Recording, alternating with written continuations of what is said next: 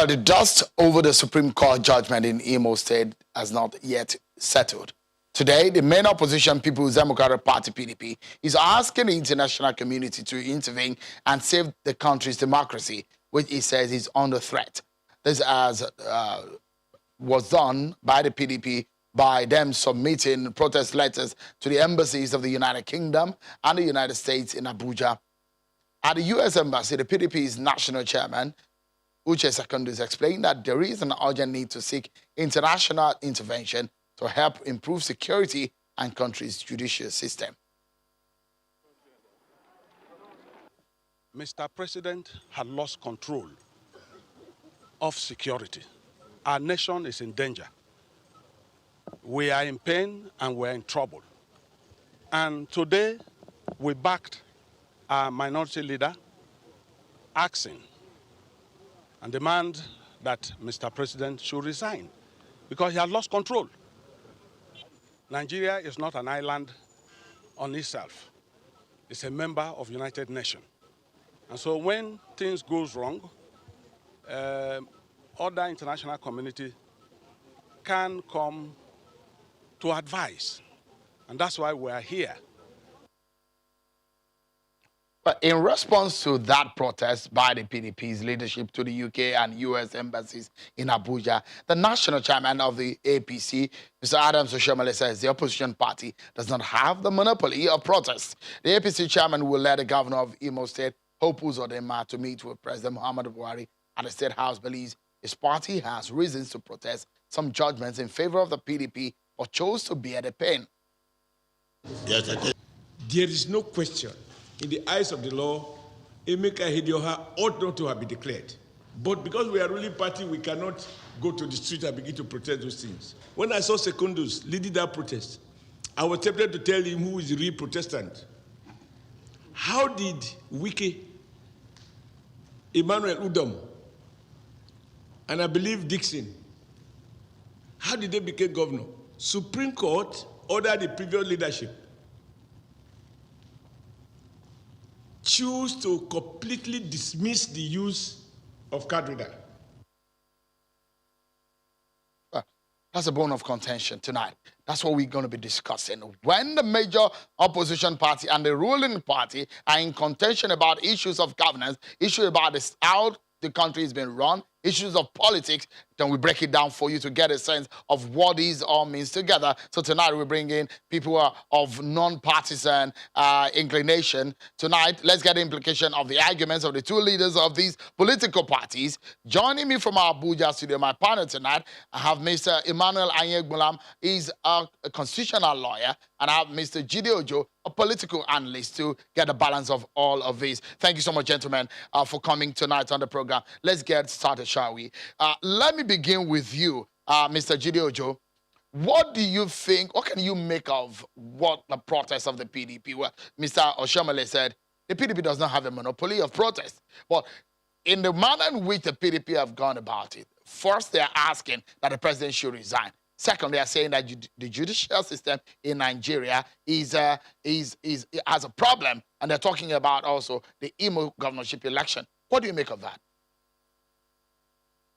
Well, PDP, as a former ruling party, is just playing politics, and it's within the right of the People's Democratic Party to exercise its right to protest, peaceful protest for that matter, and also to call on the president to resign. That I consider to be an advisory, which the president is at liberty to ignore, which the presidency has issued statement that it will be ignored.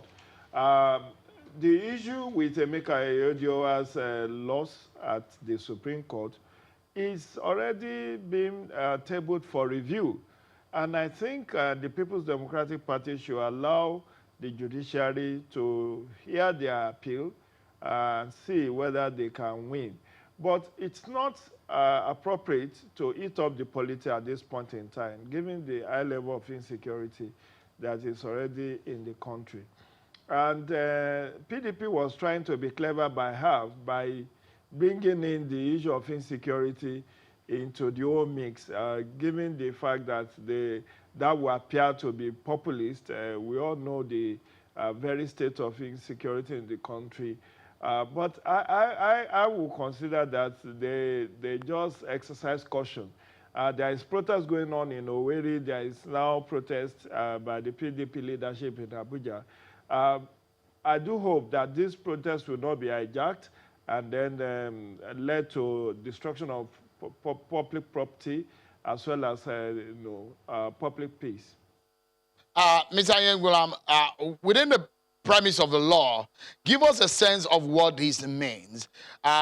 Is this an healthy conversation to have on the street between the main opposition party and the ruling party? Where do you see this going, legally speaking, of course? Well, the issue is this. If we talk legally anyway, one will say that there is room for freedom of association and expression as fundamental rights. But all the same, I think the basic issue to bear in mind over what we have there is we are a country, we are Nigeria, and the two, United States of America and Britain, which the applications were made to, Britain has just passed through a turbulent 3-year experience. You see them exit from the European Union today. They did not go to any other country to call for it. United States, as at the moment, the House of Representatives have already impeached the president. They have not shouted to the world. And it is time for each and every one of us, especially these two ruling political parties. 16 years of our existence went to People's Democratic Party. The APC is now in control. By 1st of October this year, we will clock 60 years of independence. And basic issues of governance are still at stake. So the only issue at the moment is that we should overlook these pedestrian political issues and then face issues squarely. Had it been any of these parties came with a template on security, education, roads, and the rest of them, or health, there is contestation if they have called for a dialogue, meaningful dialogue, exchange of ideas and robust engagement. The country will be healthier. But the issue is that you see them on pedestrian issues of this sort.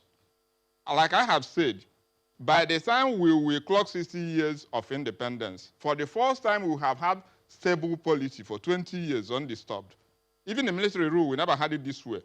Now the dividends of democracy are yet to arrive, and we are still clowning about over these issues that are not really. What I'm saying at the moment is that, yes, there are challenges security-wise, but let us see a template and let them sit down face to face and then have contestation. Then the populace will now see who really is at an issue.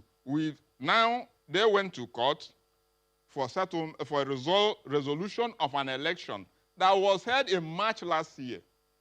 As at the moment, the court has given verdict. And you have gone for review. It is no longer an issue for the roads or the beer parlor discussion. Let us see Mr. Yengulam and Mr. Ojo, I just we are going to take a break in a few seconds. But there's a big question the PDP is asking, and I needed your answer in the sweet form so that we can go on break. They're saying these embassies should save our democracy. Quickly, is our democracy in danger? Well, it's not out of place to say that our democracy is in danger. Truly, we have cause to worry given the attitude of the political class. And this political class cut across all the major political parties in Nigeria, PDP inclusive. So it's just like pointing finger at the other hand, whereas in their own home, there is a lot of rot. So PDP, APC are both responsible for the endangering of our democracy. Look at what played out in Kogi, Bayelsa, and even part of the last rerun that was held over the weekend, last weekend, where INEC officials were abducted. This does not portray our political elite as ready for democracy. They continually put our democracy in danger by involving in electoral violence as well as vote trading. All right, let's go for a break. When we come back, we'll probably put some final thought on this one. But I would like to also ask you both on the decision of the governor of Imo State on saying, I want to forfeit security votes and use it to pay the wages of workers. What does this mean legally and politically? We dissect all of those issues when we come back from this break, everyone. Join us again.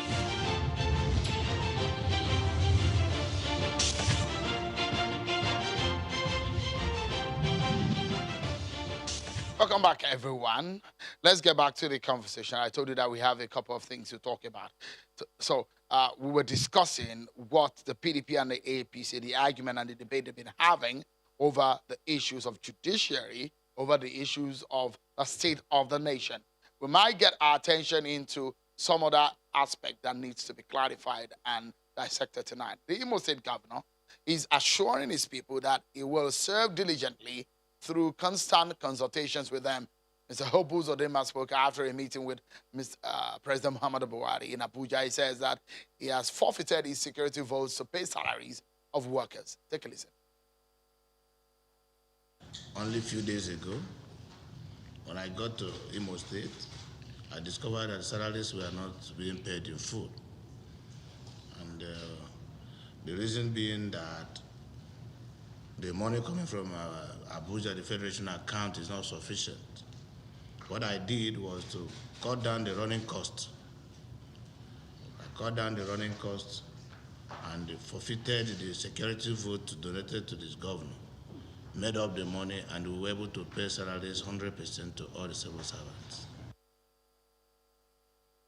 What an action indeed. Perhaps the first time we've seen this kind of situation happening. But is it backed by law? Can it do that? Can you pick money from here to here? It might sound good, especially for the fact that those who are getting this money into their pocket and are able to buy food on their table to eat and send their children to school may be happy. But does it have a legal implication or political implication? What does this mean? Let's get back to my panel tonight on the program. Mr. Jide Ojo, a political analyst, and Mr. Emmanuel Anyegbulam, a lawyer. Thank you so much, gentlemen, for joining us and getting your thoughts on these issues. Mr. Anyegbulam, let me come to you. Legally speaking, can the governor take the security vote and use it to pay workers' salary? What does the law say about this? Well, it's a very interesting subject anyway, because this issue of security votes is not in anybody's budget. If you go to the budget, nobody can actually explain what a security vote stands for. Then secondly, if you remember when Rochas came into office, the same particular, to take that Imo State as a test case, he said then that he was reducing the security vote from what Hakim had, and he will have every other thing to do with them, promise them El Dorado. In the end, we saw a different thing altogether. But the issue is this. If you assume office, and this has been a very worrisome issue, nobody in Nigeria has told any, within the state, local government or the federal government, how much he met in the treasury. And then his the liabilities or assets involved, you will take off. We are still recovering Abacha's loot. The recent one is from the United States, after almost 20-something years. And at this moment, nobody has bothered to probe what actually happened, that an individual was able to move into public treasury and such volumes of money that nobody can account for. So the issue is this. If you had a handover note, all we are talking about good governance, transparency, accountability, rule of law, and participation. So if you tell us how much you have met, and then what really was the salary being paid, then we look at the overhead. On this one, Mr. Anyegbulam, is the issue of, apology, is the issue of security vote, where in our laws is it captured? Do we even know how much each state get as security vote? From the Constitution to the state laws, you will not see any area where this is mentioned. But from the local government up to the federal government, it is now a norm, a convention. So that has been the practice all through, more especially since 1999 when we came back to democratic rule, but it had been the practice even from military rule that, like I said, legally, constitutionally, or otherwise, you cannot see where it is provided for. And then it has been more or less a conduit pipe of swindling the public treasury. Mr. Ojo, politically, this may sound very good, especially for those who are advising him politically. This may be a very good point for him indeed. What do you make of it? I'm very worried by this development because Senator Opins Oduma is trying to appear populist, appear humane, appear like a philanthropist, but he needs to consider a number of things. First and foremost, he needs to account better to Nigerians and Imolites as to what's the quantum of resources he earmarked for security votes in Imo State. What is the quantum of reduction in the running cost? How much is Imo State getting from the federation account that it has to reduce the running cost and then join it with the security votes to now pay workers? If he pays only workers with security votes, with reduction in cost of government, how then does he develop the state in terms of infrastructure? That's one leg. Number two, we need to be worried. Security votes, from my own reading, was introduced by the Babangida administration to help military administrators to combat insecurity in their domain.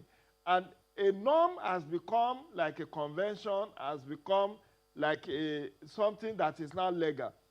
However, the Southeasterners are in the process of setting up their own security network, as you told us in your opening remarks. Where does Senator Opins Oduma want to be able to get resources to fund whatever is the share of Imo State in funding that security network if he now forfeits the security vote to payment of salaries? I think the right thing would have been allow security votes for whatever, in as far as it has not been declared illegal, allow it to improve security and governance in the Imo State, but improve IGR, make people to pay tax, and then find more creative ways by which you can also raise the state revenue. All right. I mean, it's a lot to chew. Yeah. And I guess that is a very big decision that he has made. And we see how this pans out, especially the legality of fiscal activities in a government. Well, my panel tonight, Mr. Judy Ojo, political analyst, Mr. Emmanuel Anyegmulam, a lawyer. Thank you so much, gentlemen, for coming tonight to share your thoughts on these issues. But that's our show for today, everyone. Many thanks for watching. It's Friday. Enjoy the rest of your evening, everyone.